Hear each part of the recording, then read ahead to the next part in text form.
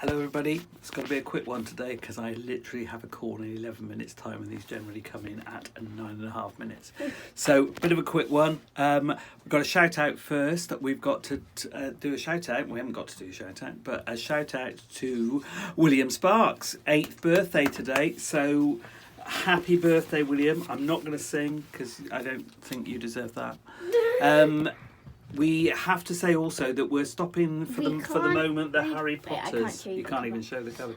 We're not long story why, but we're not allowed to do the Harry Potters. Well, I think we're allowed to do the Harry Potters. We're not allowed to post them onto YouTube. So Yeah, we've just got to that's work out. what we were going to do anyway. So we're not going to be doing Harry Potter anyway. Sorry if you're Yeah. Sorry if you were getting into it. We'll try and work out a different way of doing it, but at the moment we're going to have to stop that. We're just going to have to keep going with Enchanted Wood on weekdays, and then on weekends we will do Picture Books. Picture Books. So let's go.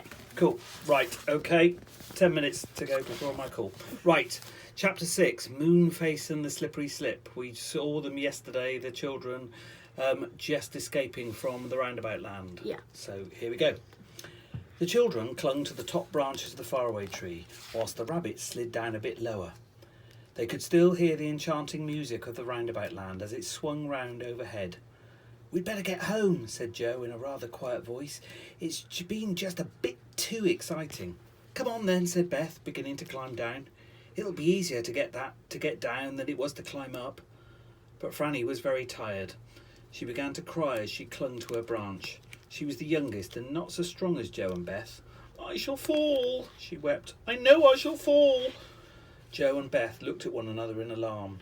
This would never do. There was such a long way to fall. "Dear Franny, you simply must try," said Joe gently. "We've got to get home safely." But Franny clung to her branch and wept great tears. The two rabbits looked up at her, most upset. One put his paw into her hand. "I'll help you," he said. But Franny wouldn't be helped. She was tired out and afraid of everything now. She wept so loudly that two birds nearly flew off in fright. Just as the others were really in despair, a small door flew open in the trunk of the tree not far below, and a round moon-like face looked out. "Hey there, what's the matter?" shouted the moon-faced person. "A fellow can't get any sleep at all with that awful noise going on." Franny stopped crying and looked at Moonface in surprise. "I'm crying because I'm frightened of climbing down the tree," she said. "I'm sorry I woke you up." Moonface beamed at her. "Have you got any toffee?" he asked. He liked chewy, sweet things to eat. "Toffee?" said everyone in surprise. "What do you want toffee for?" "To eat, of course," said Moonface. "I just thought if you had any toffee to give me, I'd let you slide down my slippery slip. You get down to the bottom very quickly that way, you know." "A slide all the way down the faraway tree," cried Joe, hardly believing his ears. "Good gracious, whoever would have thought of that?" "I thought of it," said Moonface, beaming again just like a full moon. "I let people use it if they pay me toffee." "Oh," said the three children, and looked at one another in dismay, for none of them had any toffee. Then Joe shook his head. "We've no toffee," he said, "but I've got a bar of chocolate, a bit squishy but quite nice." "Won't do," said Moonface. "I don't like chocolate." "What about the rabbits? Haven't they got any toffee either?" The rabbits turned out their pockets. They had a very curious collection of things, but no toffee. "Sorry," said Moonface, and slammed his door shut. Franny began to cry again. Joe climbed down to the door and banged on it. "Hey, old Moonface," he shouted. "I'll bring you some lovely homemade toffee next time I'm up the tree, if you let us use your slippery slip." The door flew open again, and Moonface beamed out. "Why didn't you say so before?" he asked. "Come in." One by one, the rabbits and the children climbed down to the door and went in. Moonface's house in the tree was very peculiar. It was one round room, and in the middle of it was the beginning of the slippery slip that ran down the whole trunk of the tree, winding round and round like a spiral staircase.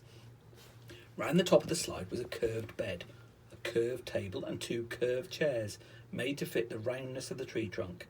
The children were astonished and wished they had time to stay for a while, but Moonface pushed them towards the slide. "You want a cushion each," he said. "Hey you, rabbit, take the top one and go first." One of the rabbits took an orange cushion and set it at the top of the slide. He sat down on it, looking a little nervous. Go on, hurry up, said Moonface. You don't want to stay all night, do you? He gave the rabbit a hard push, and the rabbit slid down the slippery slip at a tremendous pace, his whiskers and ears blown backwards. Joe thought it looked like a lovely thing to do. He went next. He took a blue cushion, sat on it at the top of the slide, and pushed off. Down he went on his cushion, his hair streaming backwards. Round and round and round went the slippery slip inside the enormous trunk of the old tree. It was quite dark and silent, and lasted a very long time, for the faraway tree was tremendously tall. Joe enjoyed every second. When he came to the bottom, his feet touched a sort of trap door in the trunk of the foot of the tree, and the trap flew open. Joe shot out and landed on a big tuft of green moss which was grown there to make a soft landing place. He sat there out of breath. Then he got up quickly, for he didn't want Beth or Franny landing on top of him. Beth went next. She flew down on a fat pink cushion, gasping for breath, for she went so fast. Then Franny went on a green cushion, and then the other rabbit. One by one they shot out of the little trapdoor, which closed itself tightly as soon as the slider had gone through. They all sat on the ground, getting their breath and laughing, for it was really funny to shoot down inside a tree on a cushion. The rabbit stood up first. "We'd better be going," they said. "So pleased to have met you." They disappeared down the nearest burrow, and the children waved goodbye. Then Joe stood up. "Come on," he said. "We really must get home. Goodness knows what the time is." "Oh, what a lovely way of getting down the faraway tree that was," said Beth, jumping to her feet. "It was so quick." "I loved it," said Franny. "I'd like to climb up the tree every single day, just so that I could slide down that super slippery slip. But what do we do with the cushions?"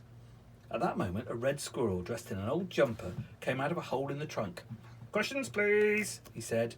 The children gathered them up and handed them to the squirrel one by one. They were getting quite used to hearing animals talk to them now.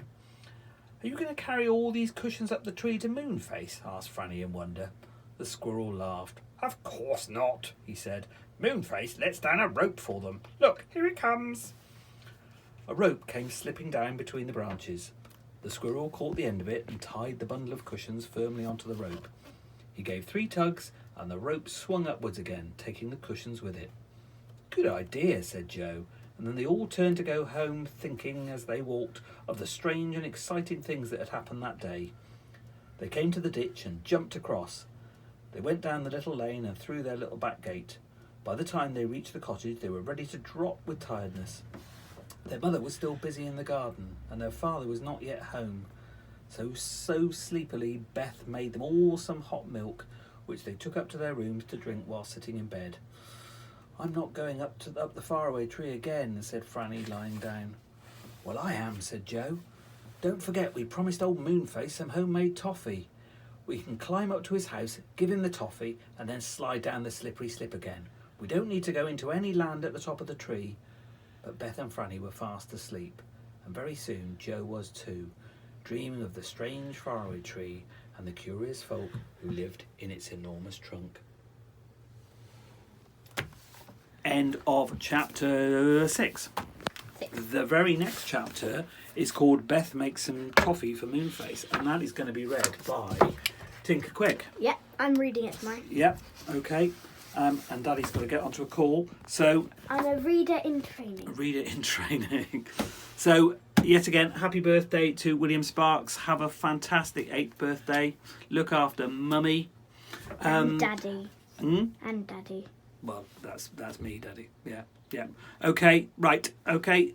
See you all tomorrow. Bye.